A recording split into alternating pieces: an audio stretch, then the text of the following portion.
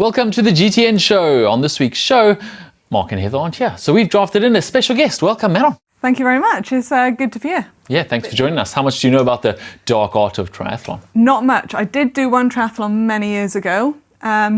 But yeah, not much, so bear with me. Don't worry, we'll guide you through it all. On this week's show, we have a change in the PTO's rankings. We have all the triathlon news and race results from this last weekend, including UTMB and all your triathlon news. Plus, we've got our on-competition winners, and we've got a brand new competition where you can win a Selle Italia saddle. Let's get into it.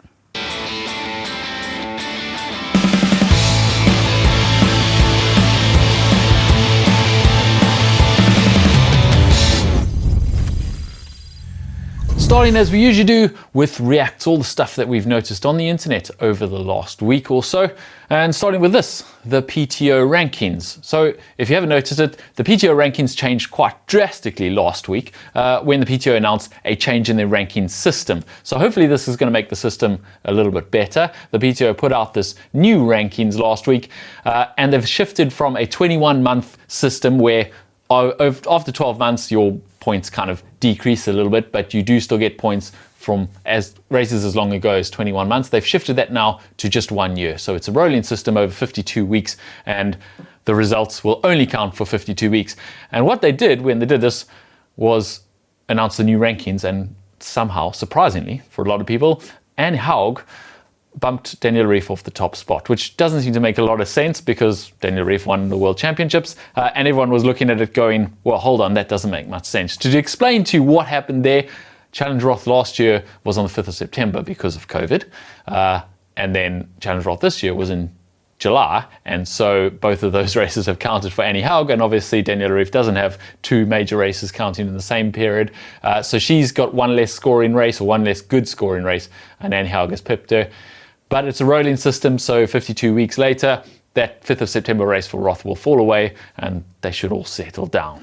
Do these rankings actually mean anything? Are they important, or are they just, Well, they are interesting. I mean, you can see who's world ranked number one. But no, they are actually quite important when it comes to the end of the year, because at the end of the year, there's a lot of prize money on the line. $2 million, in fact. Oh, wow. $100,000 for the win, and then it goes down 90,000, 80,000, all the way down in the top 100 professional triathletes are actually paid on these rankings at the end of the year. So that's really good, actually. Pretty important. Yeah, I'd want to be at the top. Yeah, definitely. We also spotted this over on Instagram on racing, the Tide Isle of Wight, and it was David and Jess that rode round the Isle of Wight, which is 96 kilometres, I believe. Swam around it even. What did I say? Rode. Can tell I'm not used to this this triathlon thing. Yeah. They swam around the Isle of Wight. Yeah. I mean, I don't think I'd struggle to ride it on a bike, let alone swim it. Yeah, that's a long way to swim. 96 k's is a long way to swim for anyone. To be honest, I don't think I could do that. So they did it in pairs, and I think they did a relay, and they were doing it for raising money, and they've raised over £13,000. If you want to help them out, we'll put the link down below, and you can click on their Just Giving page. It's a pretty impressive achievement, 96 k's of swimming. They swam all the way through the night in their relay and got all the way around the Isle of Wight. It doesn't actually say how long it took them, but how long would it take you? Forever, give or take. Fair enough. Yeah, I don't think I'm going to be able to do that. Moving on to Ultra Trail Mont Blanc, and there's a few posts for this. We're going to come to the results of the race later on in this show, but Sophie Power posted this, interesting about pregnancy and women. Yeah, so she said over on Instagram, they will not make an announcement. The website says no, they will not contact women they have already said no to for this year, but they have promised now that pregnant women can defer up to 2 years. So we need to get the message out there. Yeah, interesting. There's clearly a bit of a war going on with the organisers of Ultra Trail Mont Blanc. If you don't know, Ultra Trail Mont Blanc is essentially the trail running world champs, and it's pretty difficult to get into. You have to qualify, but even once you've qualified with enough points, you then have to go into a lottery system. So if you get your lottery, it's really hard to miss that for pregnant women, and until now they haven't been able to defer.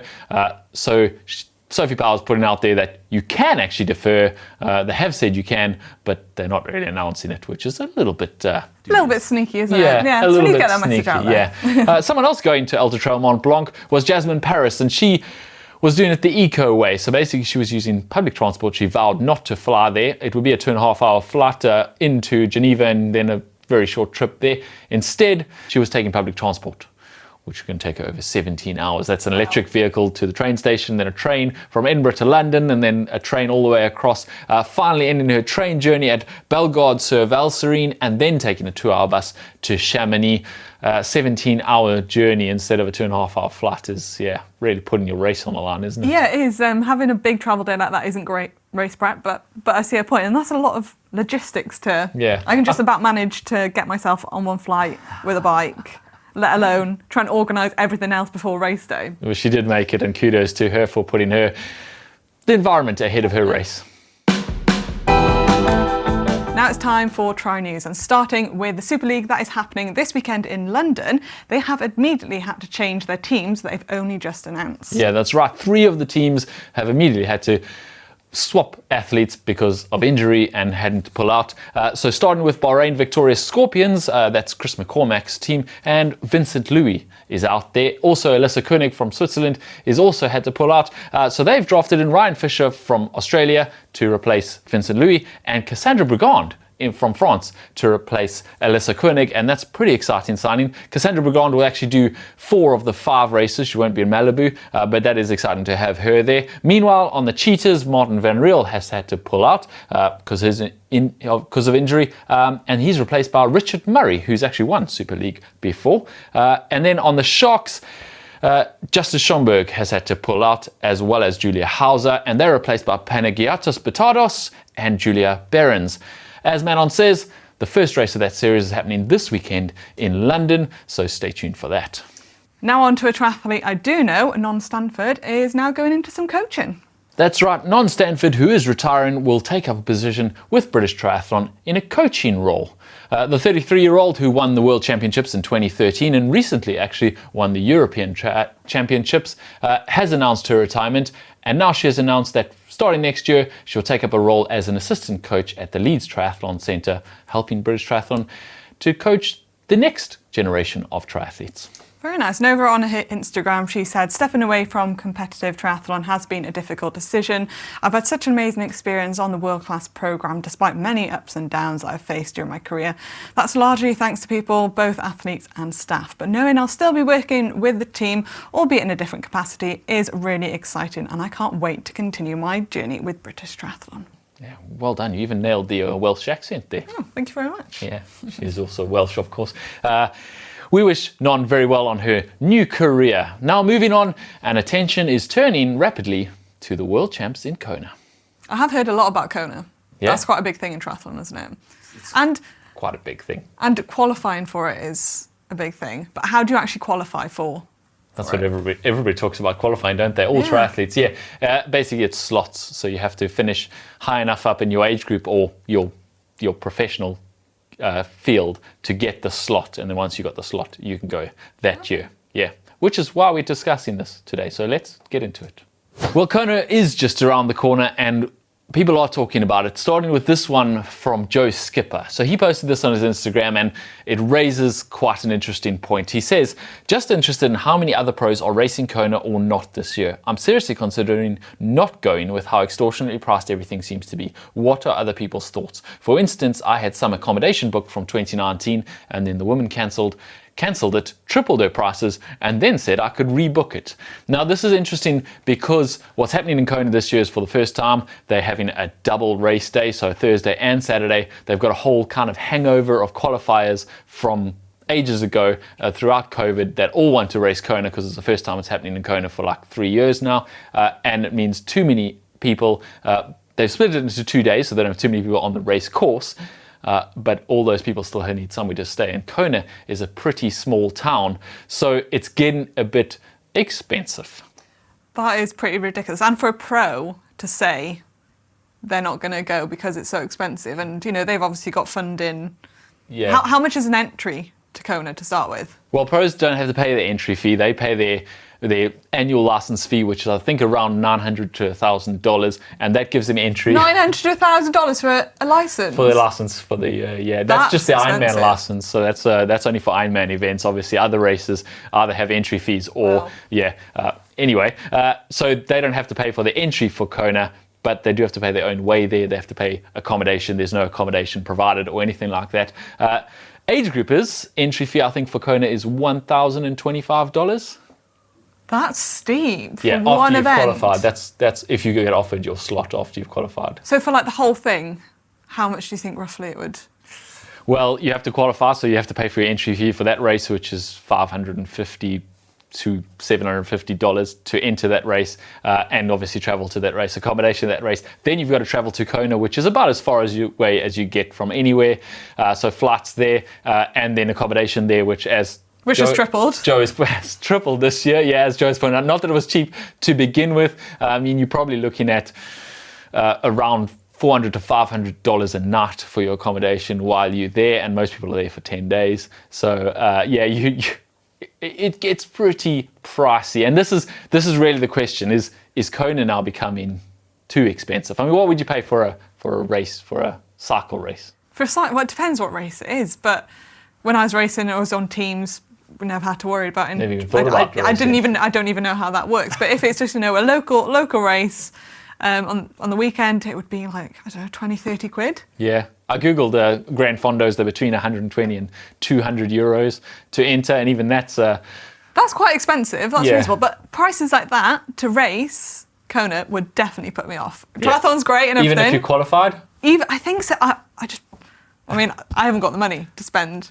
You have to be very rich to be able to afford that. I think she's just And your nailed it. bike and wetsuits and running shoes and all that you have. Yeah. That's a lot of kit. It is. This is the question. And obviously now it's becoming highlighted by the pros because there's other event series and such. Like the PTO is now putting on races like the Collins Cup, all expenses paid. Also the Super League, basically all expenses paid for those athletes. They don't have to pay anything to get there or to stay there or anything like that. And in long distance racing, the PTO has come on board and they've started doing these events where if you qualify for their events, be it the PTO Canadian Open or the US Open or the Collins Cup, you basically don't have to pay much, if anything, to get there. And then you've got Kona, which is a massive dip in your pocket. I mean, Joe Skip is talking about around $10,000 total it's going to cost him to go there, including a pre-Kona camp, because one of the issues with Kona is it's really hot and humid, so you have to go there kind of early to acclimatize to that heat, and it turns into a really, really big, expensive event. And then to cap all that off, 11th place prize money for Kona is $0. Really? I was going to ask about prize money. What's the prize money for the winner? It's $125,000, I believe, and then down to 10th place gets $10,000, and 11th place doesn't get any money. I mean, you get your money back if you win, or top 10 maybe, but... If you do okay, you do okay. And how many people raced? 3,000-4,000 maybe? This year, there's going to be more than there has ever been before. Normally they've capped it at 2,400 because of the space on the pier, but that's why, as I say, they've moved it onto 2 days, which means that they can fit that many more people in. But as we've seen now, it's skyrocketing both flight prices and accommodation prices. And the question now is it becoming prohibitively expensive? I mean, let's be honest. Yes. Not even a question. Definitive yes from Manon. Kona has always been expensive, don't get me wrong. 10 years ago when I was racing, even I was making up the decisions that Joe is making now, where you're going, is it worth it for me to go to Kona, or should I just go to a race in Europe where it's a lot cheaper and I can win some money? And I had to weigh that up. It's always been expensive, no matter where you were coming from. It's now getting ridiculously expensive, and the question is it sustainable? Can they keep having it there? They've already announced next year that they will do a 2 race day again, so they haven't even proofed it this year that they have in Thursday with this extra people on Thursday and Saturday. They say next year women's only race on Thursday, men's only race on Saturday, so they can have essentially double the numbers. And they've announced an extra 1,200 women's slots at races all around the world to fill up those slots. But as you probably immediately ask is, well, if you can get your slot at a race, you've still got to pay all that money. Yeah, exactly. Are there 1,200 women out there who can pay that kind of money? Yeah, but do you think there could be like a protest with the pros saying this is like ridiculous, like too expensive, just refusing to go maybe? You said it, not me. There is a question, and this has actually happened before. There's precedent at Kona because I believe it was 1988. The pros kind of banded together and said, we're not going to race unless you put prize money on at Kona. And they didn't. Most of them didn't race. They didn't show up. Scott Tinley won that, I believe, that year. But it was kind of a boycotted event. And the following year, they put prize money on. Ever since, it's been the biggest race in the world for pros. but is that under threat now? I mean, Possibly. yeah, they're not short on numbers, are they? But exactly. Still, I don't think they can. I mean, if it gets any more expensive, that is seriously ridiculous. I think it's a bit eye-watering, the numbers even from a cyclist who knows about how expensive bikes, etc. are. Triathlon is really expensive. It's a step up. Yeah, it's a step up. Dora, we'll help you if you want to do a triathlon. We can lend you some stuff and maybe even hook you an entry. You want to do it? So is this what the whole show is? Just getting me in and out and I have to do a triathlon. She's seen through me. And now it's competition time, but before we get to that, let's announce the winners of our On Cloud Go competition, and they are Thomas Sognio, Angus Dunseith, Maureen Cromwersh, Justin Rodriguez, and Emily Vincent. Congratulations. Congratulations everybody. And now it's on to our new competition, and that is a Selle Italia competition where you could win a Selle Italia Watt Kit Carbonio Superflow saddle. What a mouthful that name is. That was. Yeah, it is quite a saddle though. It's 195 grams carbon rails and the choice of Ironman World Champion Patrick Langer. The competition is open until the 10th of September, and that's all you have to do is click the link in the description, answer one very simple question, and you're in for a chance of winning. Okay, now it's time for your race news, starting with 70.3 Selle MC in Austria, and it was a wet day, which made those twisty-turny descents pretty treacherous. It did, and for the pro men, in first place it was Frederick Funk, in second it was Gregory Barnaby, and in third it was Jan Stratman. Yeah, and on the women's side, Emma Pallant-Brown took the win ahead of Grace Tech from Australia and Giorgia Prioroni from Italy in third. And then we had the first ever World Cup in Norway in Bergen, and the Norwegians were heading there in force to try and steal the show. Yeah, in the elite women, it was Tilda Manson that took the win. In second place, it was Jolien Vermeulen, and in third, it was Kate Waugh. Yeah, and then on the men's side, as we said, the Norwegians were trying to steal the show, and Christian Blumenfeld got really close in a sprint finish, but he was beaten to the line by France's Darian Connix, Christian Blumenfeld taking second, and fellow Norwegian Vetle Thorn taking third, and another Norwegian in fifth with Kasper Stornes. So they did do really well, they just didn't quite take the win, but a very successful race. It was absolutely packed with the crowds on the course, so I'm sure we'll see another race there next year, maybe even a World Triathlon Series event, the Championship Series, hopefully. Now on to the results of the Ultra Trail Mont Blanc. The GOAT, that is Kilian Jornet, took his famous fourth victory at the race, and he did it in course record, which is 19 hours, 49 minutes, 30 seconds. The first person to ever go under 20 hours.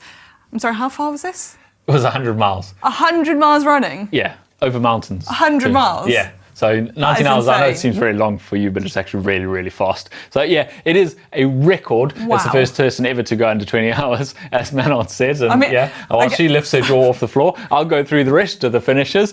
Matthew Blanchard from France pushed Kilian Jornet all the way to the line. He also went under that magical 20-hour mark with 19 hours and 54 minutes. And in third place from Great Britain was Tom Evans. On the women's side, Katie Shard from the USA took the win ahead of Marion Hogan from Canada and Caitlin Gerben, also of the USA, in third place. Pretty impressive racing all round. I'm still a little bit gobsmacked. That one's not going to be on your bucket list then. No, I physically, I just don't think I could physically go that far, even if I had to walk it, even if it took me a month. What if they let you take your bike? I mean, I could just about do it on a bike. Yeah, not on those trails you couldn't. No, probably not, no. Well, if you think that was impressive, how's this for an impressive one? This is also lots of running, also includes swimming. It's called the One Water Race, and it's the first time they've had it, and it claims to be the toughest endurance race in the world. It's in Sweden. It goes from north to south, from Arholma to Landsort, which is about 250 kilometers, about 200 kilometers of running and 50 kilometers of swimming in that. And they do it as teams. There's 10 teams, invite only, teams of 3 with a support person too, so essentially teams of 4, and there's no actual route. So basically they have to orienteer at the same time. There are checkpoints that they have to hit along the way, but they can choose whichever route they like. And is this in one day? Well, it's non-stop, so the winners actually this time took 47 hours and 19 minutes, and that was Team 4 of Sweden and Australia, with Team 8 from Australia taking second and Team 2 from Sweden taking third. Surely this can't be good for you to stay up for that, like 47 hours. Just staying up. You just worry about staying awake for that long. I couldn't never even mind just stay swimming awake. and running. Yeah. And they do it in a relay. And they all have to No, they all do the whole thing together as a team, all three of them. Two men and a woman generally in each team. It's pretty impressive. Expedition as together. they say. Is this like very normal in triathlon to have things this long, or is this just just this week on the show? Things like this long. It's pretty normal actually. Triathletes tend to take things to the extreme. In fact, Heather's going to do similar. She's going to do Otilo Swim Run World Champs, which is not quite as long, and they do have a marked route. But yeah, swim run. Basically, it's just a progression. You take the bike out of triathlon, and there you are. Yeah. Anyway, guys. so the One Water race happened. Pretty impressive prize money for this. They're trying to make it a big regular thing. $60,000 for the winners there. As we say, the Team 4 from Sweden, Australia, taking the win. It is invite only at the moment, but still a pretty impressive event. What a shame. Can't do it. Yeah. Well, we can maybe hook you an invite. Oh, that's okay. That's fine.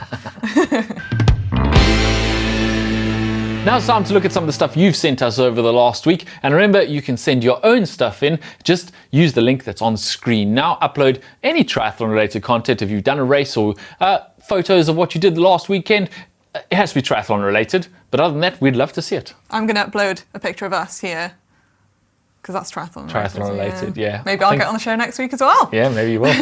But the first one is in from Marty.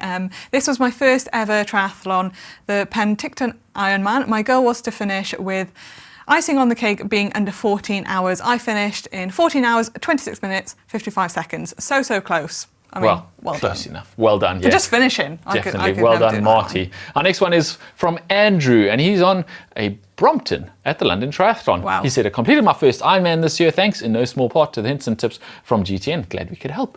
My housemates then told me that given I do most of my riding on the Brompton, I should complete the London Tri on it as a stupid challenge. Challenge accepted and suitably attired. You see him there in his tuxedo. Not a proper tuxedo, unfortunately. Average speed of 31 kilometers an hour on the Brompton. Plenty of smiles and laughs from the support. And then I absolutely bonked on the run, having not taken enough fuel on the ride. Oh, we definitely got a video about fueling properly there, mate.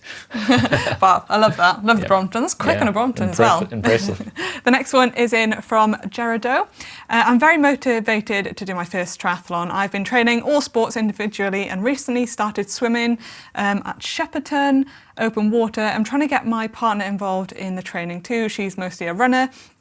Since she's a bit scared of open water swimming. However, with a wetsuit and a few conversations, we managed to go there, and I took this awesome picture of her. It was her first time swimming 450 meters in one go, and it was great. Hopefully she'll be more motivated and confident, and we can do a race together. Thanks GTN for all the inspiration. Oh, that's very lovely, isn't it? Yeah, keep it up. And then finally we have this one from Adrian Tobias.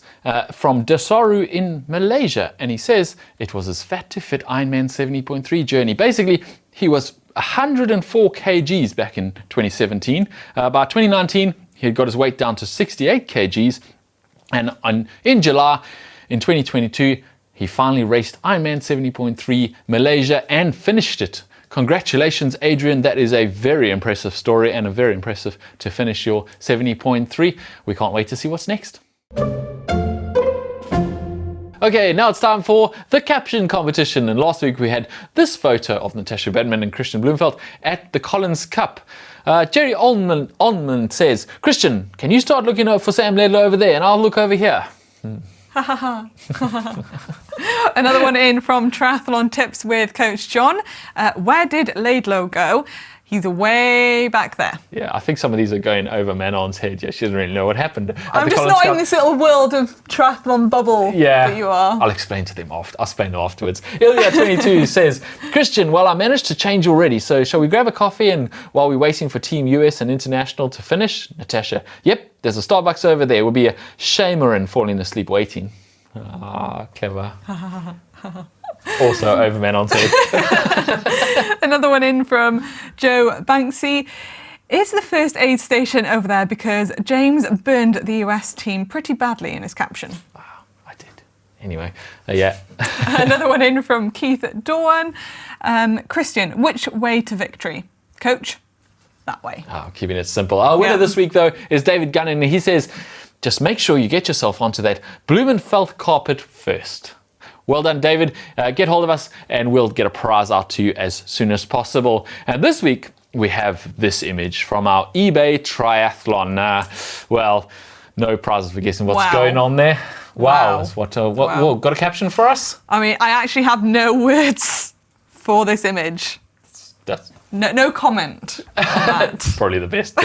Yeah. If you're looking for something to watch, coming up on our channel later this week, we have the Bog Snorkeling World Championships, which Mark did, which, tempting?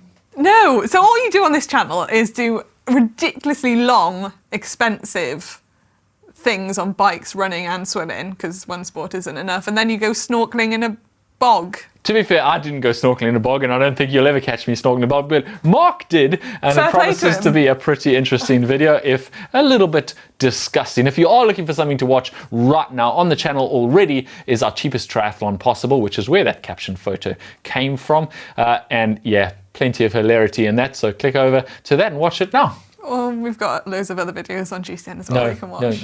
No. Okay, that's it. You're fired. Fired. Fired. Oh.